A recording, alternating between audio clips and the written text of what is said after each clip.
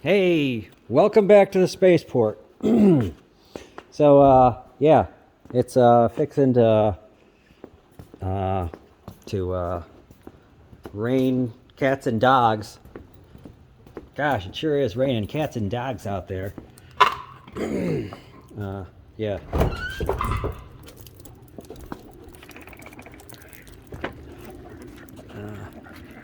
Yeah, but this is going to turn to ice pretty soon. And then it'll be, in the single digits Fahrenheit, thank you very much, which is like, I don't know, maybe that's negative 300 Celsius.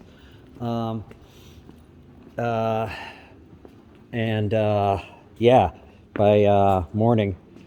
So we got the space heater drying out gloves. Didn't get far enough on the Kubota yet. Let's go super wide, thank you.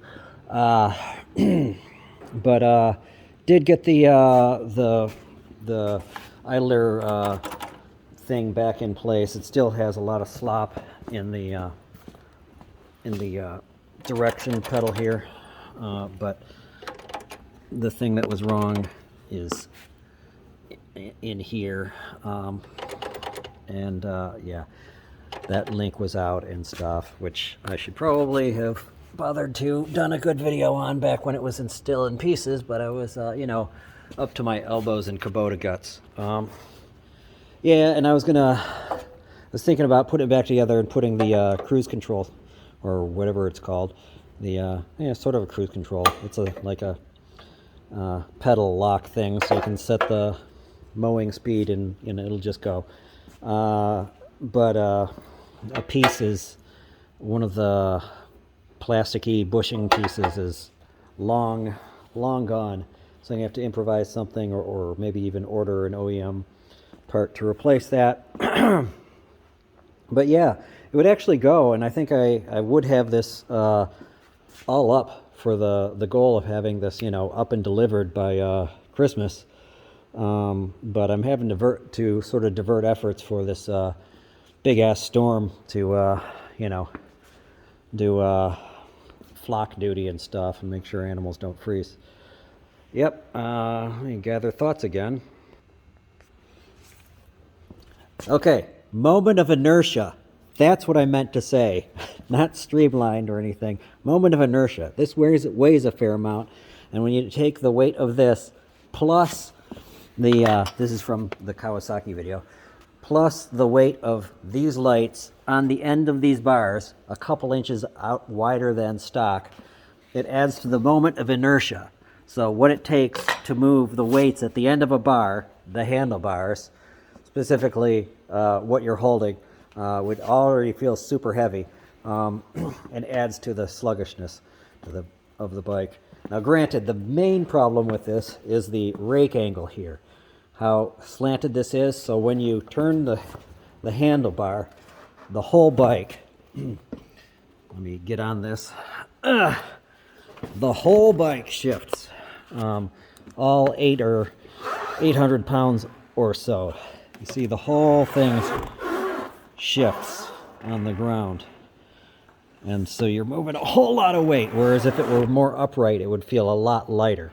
You wouldn't feel the weight of the bike as much.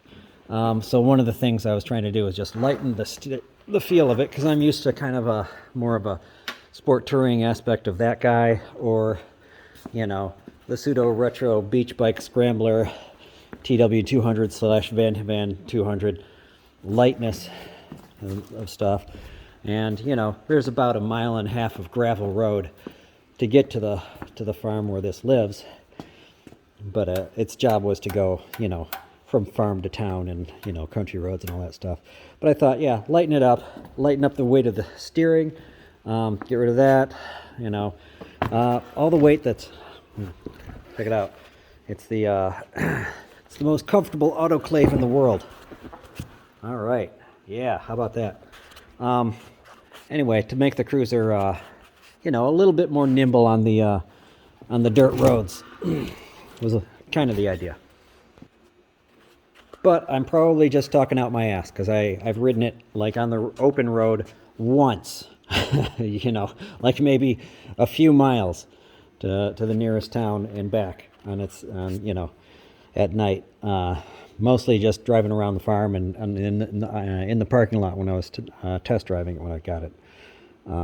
Sorry for the stumbling speech. Just trying to talk fast so I don't end up with a very long video.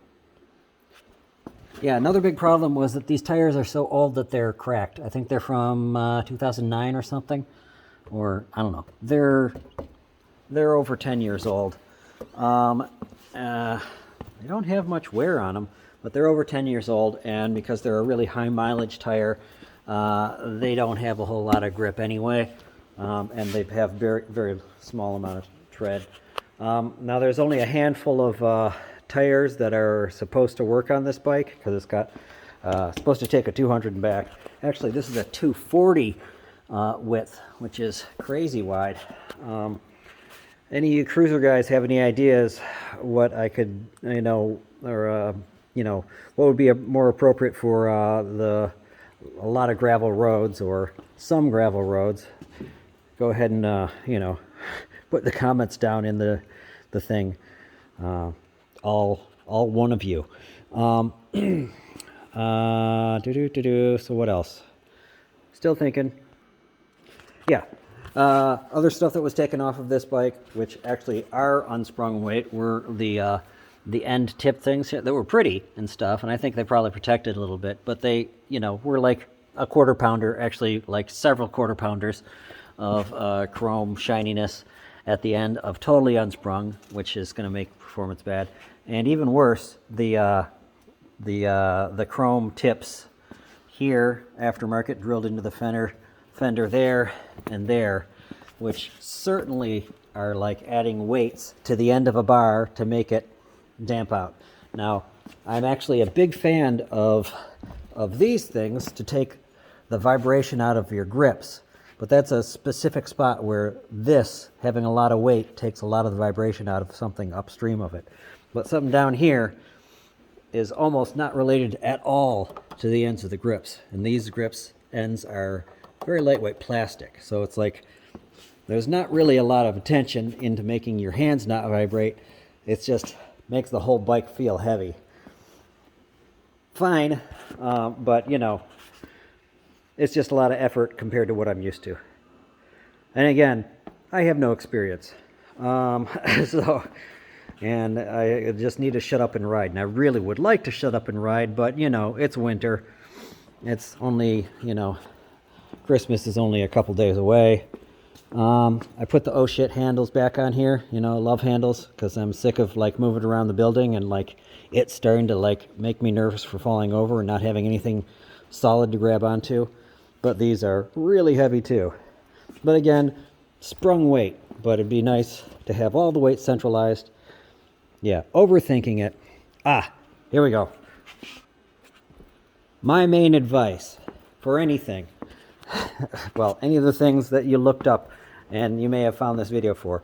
Hopefully I won't title it a how-to video. Actually, I think I probably should to clickbait it. How to fix a Kubota. How to mess with a cruiser you know nothing about and do all these other things and, work on things like how to do all this step by step. No, don't waste your time with that.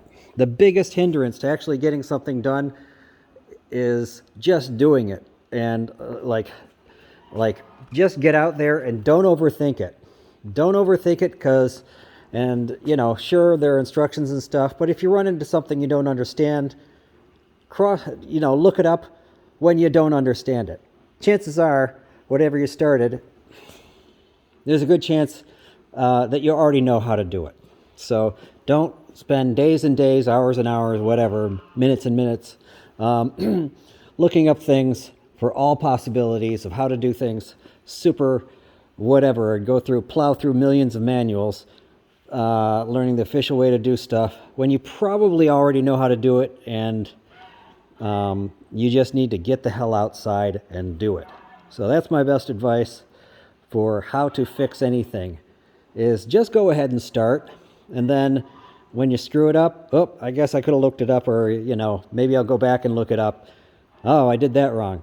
But you still, if you do it twice, you probably still get it done before you're done reading the book the first time around. So don't read the book. That's my advice. Don't read the book. Don't go to school. Don't go to college. Drop out of high school.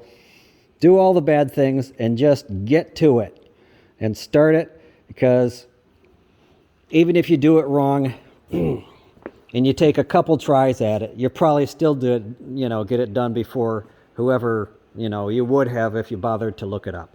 Good night, everybody.